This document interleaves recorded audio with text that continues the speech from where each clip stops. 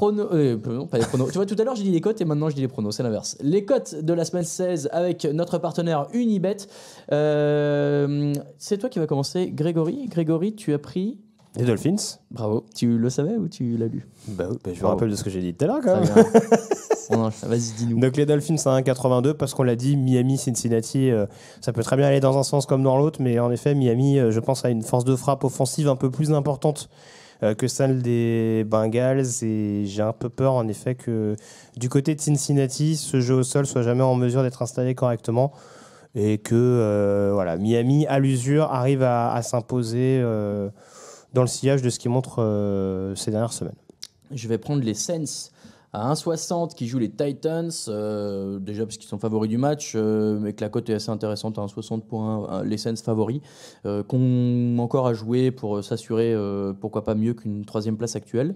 Donc moi j'y vais avec ça. Et la cote bonus, c'est Dallas, dans notre affiche de la semaine, à 1,65. C'est une belle cote aussi pour une équipe favorite. Oui, c'est un match d'NFCS où tout est possible, tout est réalisable. Et chaotique, mais c'est le jeu de la vie. Bravo ouais. Grégory. Okay. Et on l'a dit, les Cowboys qui ont quand même un peu plus d'arguments en attaque, qui ont une ligne offensive qui recommence à retrouver un peu son allant qu'elle a pu avoir dans les années précédentes.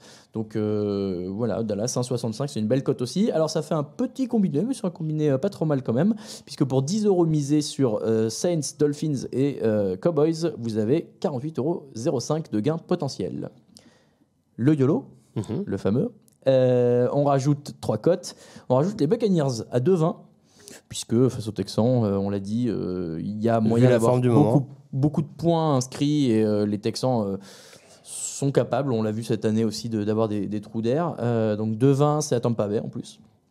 La cote est intéressante. Les Raiders à 3 face aux Chargers, et on disait tout à l'heure qu'on a souvent parié les Chargers, pronostiqué les Chargers, mais que ça s'est rarement révélé être en notre faveur. Donc les Raiders à 3, ça paraît. Oui, et puis là, franchement, sur un match de division entre deux équipes qui jouent plus trop grand-chose en cette fin d'année, ça peut passer. Et les Packers à 2,70, pareil, un match de division où il y a beaucoup d'enjeux. On a pronostiqué tous les deux les Vikings, c'est vrai. Il n'y a pas d'Alvin Cook, du coup. Mais il n'y a pas d'Alvin Cook. Et Aaron Rodgers aime bien battre les Vikings, tout simplement. Mike Zimmer, d'ailleurs, je ne t'ai pas donné la stat, Mike Zimmer a 5 victoires, 5 défaites et 1 nul face aux Packers. Donc tout est équilibré et tout est possible. Décidément, le jeu de la vie est partout. Donc on reprend les 3 cotes d'avant, les Saints, les Dolphins et les Cowboys. On rajoute Tampa à 2,20, Raiders à 3 et Packers à 2,70.